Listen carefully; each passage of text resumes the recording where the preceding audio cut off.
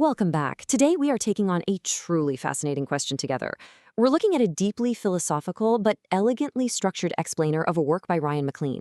It's titled Continuity Through Constrained Channels. And at its core, this paper asks one of the most profound questions of human existence, really. How does meaning actually survive? I mean, we communicate, we share memories, we build traditions, but how does any of that survive the noise and absolute chaos of time? McLean uses this incredible blend of Catholic theology, systems engineering, and information theory to explain exactly how this works. Okay, let's dive into this. Here is our roadmap for today. First, we'll look at the illusion of isolated objects. Second, the logo's choke point. Third, the continuity survival chain. Fourth, nature, office, and angels. And finally, what happens when meaning tries to survive the trip? So here is the ultimate problem of existence staring us right in the face. How does meaning survive? Because, the deepest problem of reality isn't just that things exist, it's that things persist. How does a story, a teaching, a family legacy, or a deeply held relationship cross these massive gaps of time, distance, and human misunderstanding without being completely lost or distorted?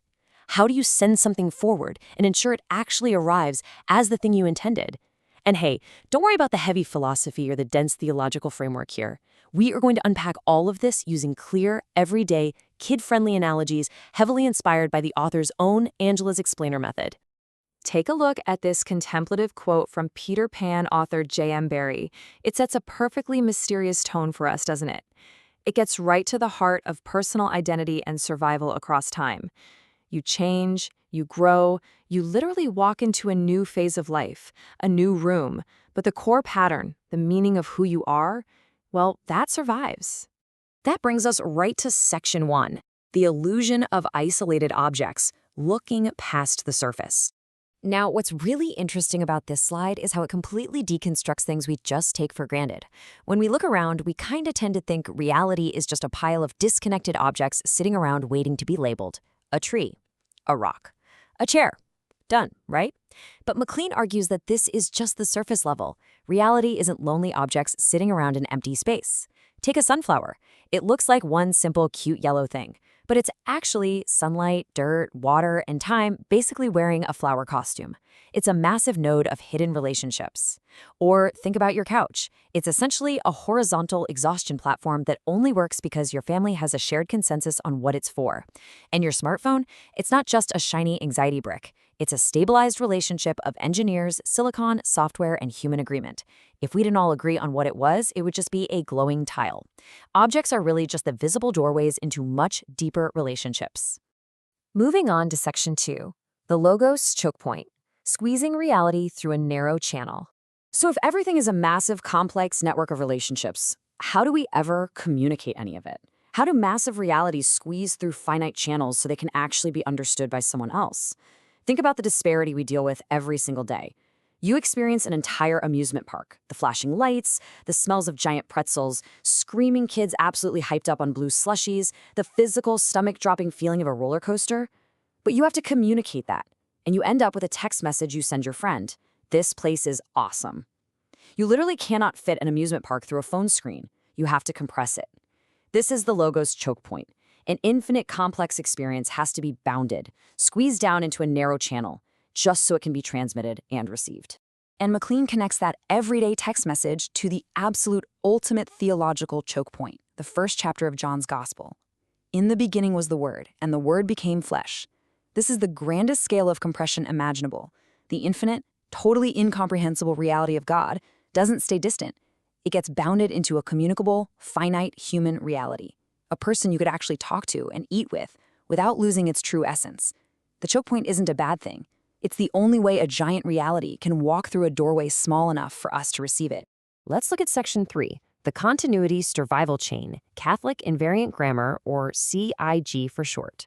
But just because something squeezes through a doorway doesn't mean it actually survives the whole journey. Meaning doesn't just survive by magic. It survives through a very specific, rigorous chain of events that McLean outlines using the CIG framework. Let's imagine Grandma's cookie recipe. Grandma is the source, the recipe card she writes for you, that's the transmission.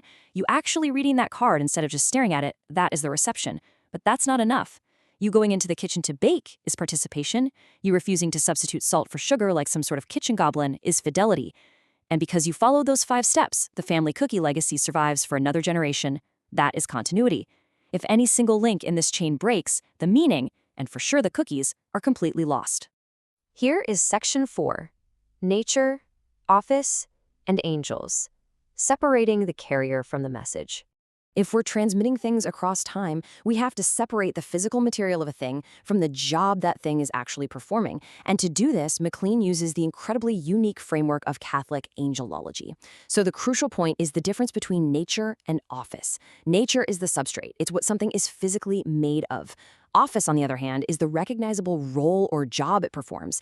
In Catholic teaching, the word angel is actually a job title. It means messenger. It is an office. Their nature is spirit, but their office is messenger. You aren't an angel because you have wings and a halo. You're an angel because of the role you play in carrying a message faithfully. Remember the movie Castaway? Wilson, by nature, is a volleyball made of synthetic leather. But by office, through a relationship with Tom Hanks' character, Wilson holds the role of a companion. The volleyball is the carrier. The companion is the office. Similarly, MacLean looks at his AI assistant, Echo. By nature, it's just an AI large language model, code and servers. But by office, when functioning correctly in their system, it serves the role of a messenger. The carrier and the message are not the same thing. You don't worship the carrier. You look at what the carrier is bringing you. Which brings us to our final section, Section 5, meaning surviving the trip when the chain breaks. But what happens when the carrier does its job, the transmission is sent, but the receiver completely messes it up? This is the massive problem of reception. And this brilliantly illustrates what we're talking about. Imagine you send a vulnerable text saying, "I am hurt," or maybe a really cool picture of a cat. That's the transmission. But upon reception, the person reads, "I am hurt," and their brain totally reconstructs it as, "You are attacking me." Or a glitch in the channel turns your cool cat into a cluster of, haunted potato pixels. The transmission was absolutely perfect. The sender did their job. But the receiving lens was distorted, completely changing the meaning. Why does this happen? Because of our interpretive lens. Reception is never neutral, folks. It's shaped by your current emotions, past traumas, your deepest fears. And yes, even whether you've eaten lunch yet. Lunch matters to our communication and our theology. We filter reality through our bodily states. A frightened person hears a threat, where a joyful person hears an opportunity. So for meaning to truly survive the trip, the receiver actually has to do the hard, disciplined work of receiving the message faithfully, without dressing it up in their own fears and projection. Which leaves us with this final, profound question for you. What are you carrying, and will it survive the trip? Reality isn't just a bunch of lonely objects sitting in a room. It is meaning desperately trying to stay alive through relationships. You are a node in this survival chain. Whether you are passing down a family recipe, teaching a child, sharing a memory, or transmitting a whole tradition, you are a carrier. You hold an office. So take a look at your own life. Are you transmitting faithfully? Are you receiving clearly? Are you making absolutely sure the real shape of the meaning survives? Think about that today. Thanks for exploring this with me. I'll catch you next time.